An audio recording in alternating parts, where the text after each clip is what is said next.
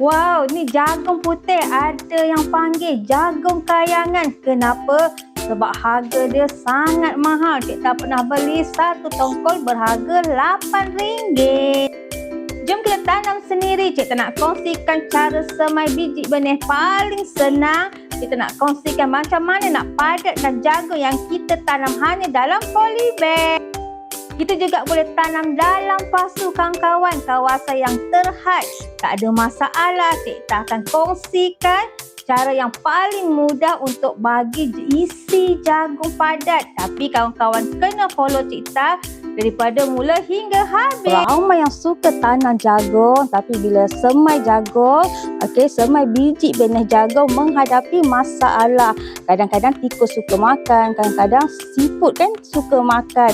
Tapi kalau guna cara Cik Tan ni, insya-Allah siput, semut, tikus dia tak boleh makan sebab kita semai dia guna terpawai. Nak tahu caranya? Jom ikut video Cik Tan. Jom kawan-kawan.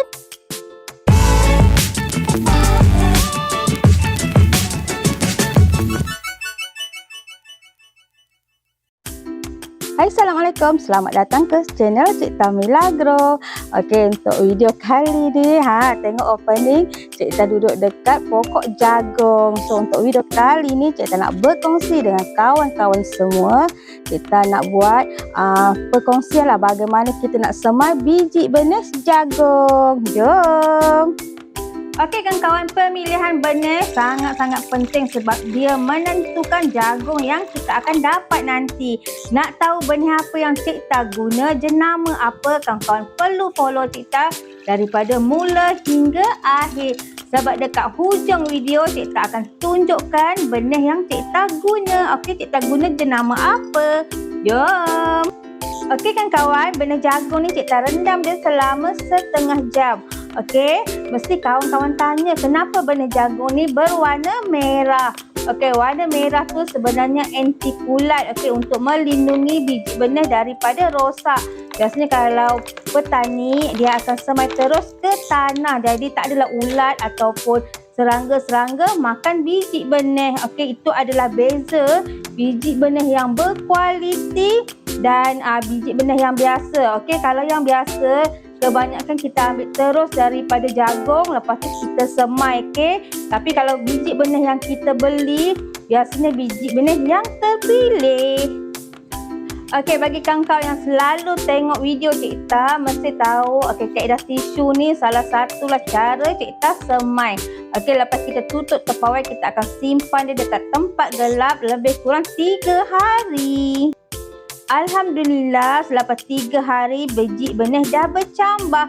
Jom kita nak tengok proses seterusnya. Lepas kita dah semai biji benih selepas 3 hari, biasanya Cik Tan akan bagi masa 3 hari. Nanti biji benih dah bercambah. Jom kita nak tengok proses seterusnya di mana Cik Tan akan guna kokopit. Kenapa Cik Tan suka guna kokopit untuk setiap tanaman Cik Tan? Kokopit ni sangat membantu dalam proses bagi akar dia banyak. Nak tahu macam mana? Nanti jom Cik Tan nak tunjuk apa yang bagusnya kalau kita guna kokopit. Jom tengok video Cik Tan seterusnya. Kawan-kawan, untuk medium tanaman Cik Tan guna kokopit ataupun sabut kelapa hancur. Lepas tu Cik Tan guna tanah sawit yang Cik Tan dah ayak. Kawan-kawan, kalau kawan-kawan dapat perhatikan bahagian bawah, Cik Tan letak dia dengan kokopit ataupun sabut kelapa hancur. Nanti untuk lapisan kedua Cik Tan akan letak tanah. Dan baru kita akan buat proses untuk kita nak letak benih jagung yang dah bercambah. Kawan-kawan, untuk proses seterusnya, ini proses ni bagi Cik Tan dia agak penting. Di mana proses ni kita nak letak benih jagung yang dah bercambah tadi. Pastikan yang bahagian ada panjang tu di bahagian bawah. Yang tu sebenarnya nanti dia akan menjadi akar. Yang kepala tu letak di bahagian atas sebab kepala tu nanti akan bertukar jadi daun. Jadi kalau kawan-kawan letak terbalik, dia akan bagi sukarlah nanti biji benih ni nak tumbuh dengan subur. Jangan terbalik ya kawan-kawan.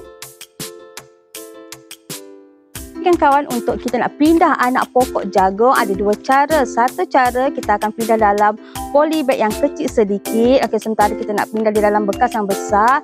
Satu cara lagi kita boleh terus pindah dekat bekas yang besar. Nak tahu kenapa cikgu buat dua cara? Jom nanti cikgu tunjukkan. Jom. Alhamdulillah kan kawan, biji benih yang kita semai dah bercambah dan dah menjadi anak pokok jagung.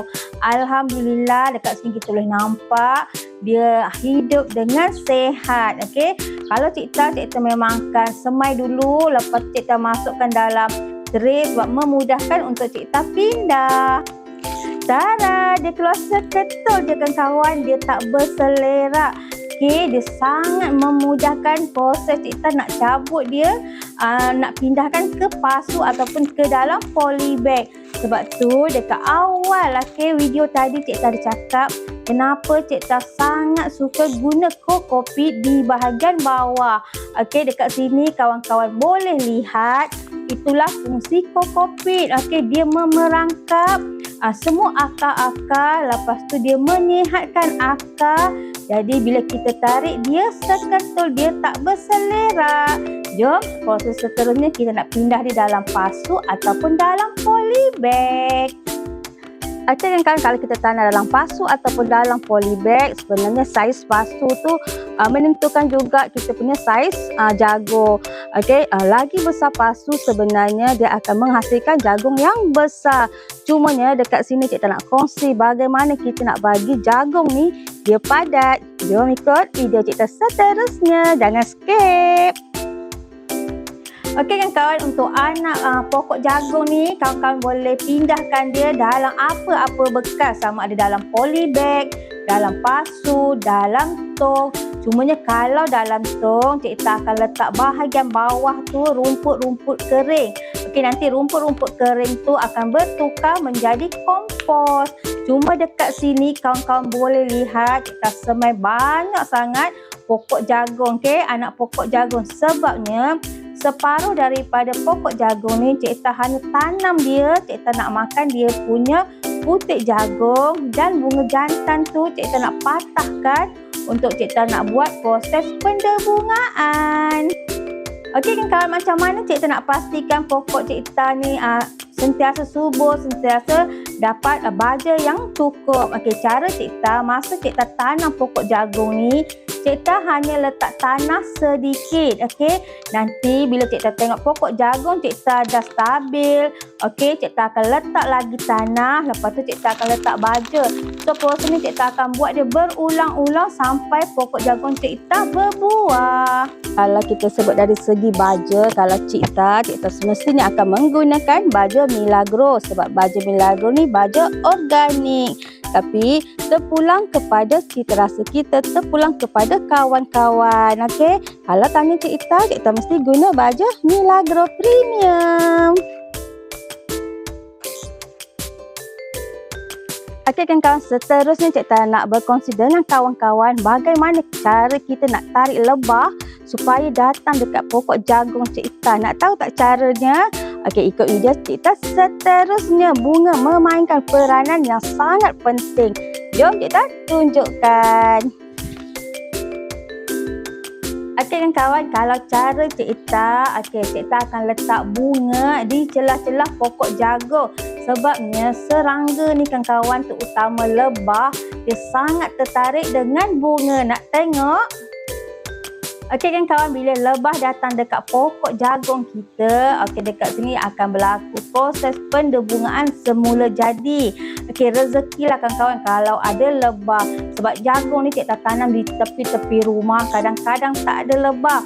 Cumanya cikgu nak pastikan jagung cikgu tu padat, tak nak rongga-rongga, tak nak rongak-rongak kawan-kawan. Cikgu ada buat pendebungaan sendiri. Okey kan kawan, selain lebah membantu dalam proses pendebungaan, kita boleh buat pendebungaan sendiri. Bagaimana caranya?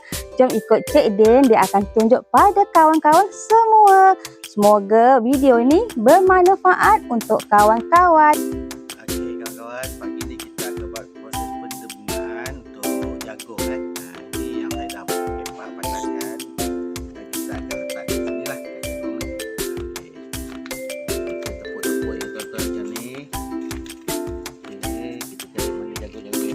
Okey, selain kita ketuk-ketuk, kita juga boleh larikkan macam yang cikta buat ni.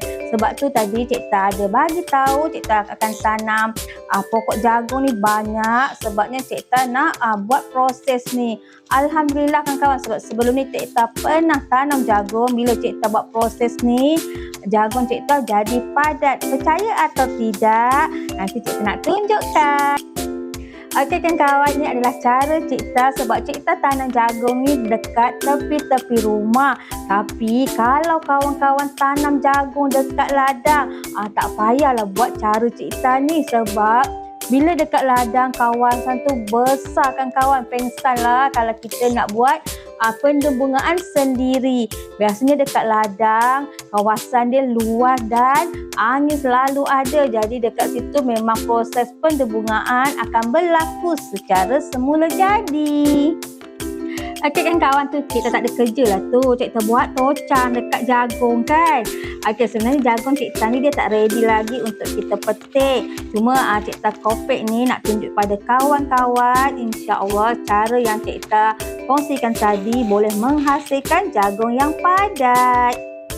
Okey kan kawan, mungkin jagung ni kalau tak silap cikta lagi 2 minggu kita boleh petik. Cumanya minggu depan cikta nak balik kampung. Okey, cikta akan petik yang rasa-rasa dah boleh makan. Kita nak berkongsi dengan mak cikta, dengan adik-adik cikta dekat kampung. Okey, daripada bandar bawa balik kampung, kita nak makan sama-sama. Kita nak merasailah jagung yang cikta tanam. So dekat sini kita tanam jagung susu, tapi rezeki kan kawan, dalam paket tu dia ada jagung susu, ada jagung mutiara dan juga dia ada jagung pulut, mungkin tercampur dia punya benih. Okey kan kawan, seperti yang cikta janjikan di awal video tadi, ni adalah paket yang cikta guna. Okey, cikta guna jenama Group Power. Kebanyakan biji benih cikta memang cikta beli guna jenama ni lah sebab bagi cikta jenama ni okey. Mungkin kawan-kawan guna jenama lain, tapi kalau cikta memang suka guna Group Power. Okey kan kawan, jom kita menanam. Alhamdulillah kan kawan, cikta dah selesai untuk buat video kali ni. So video kali ni kawan-kawan dia mengenai bagaimana kita nak semai biji benih jagung, kita nak tanam jagung, kita nak bagi baja, kita nak bagi jagung kita padat. Semoga video ni memberi manfaat kepada kawan-kawan. Cikta hanya berkongsi, cikta bukannya pakar, tapi cikta pernah tanam jagung dan alhamdulillah hasilnya sangat-sangat memuaskan bagi kita yang duduk kawasan yang terhad. Jom kawan-kawan kita menanam di sekeliling rumah kita. Semangat menanam, jom!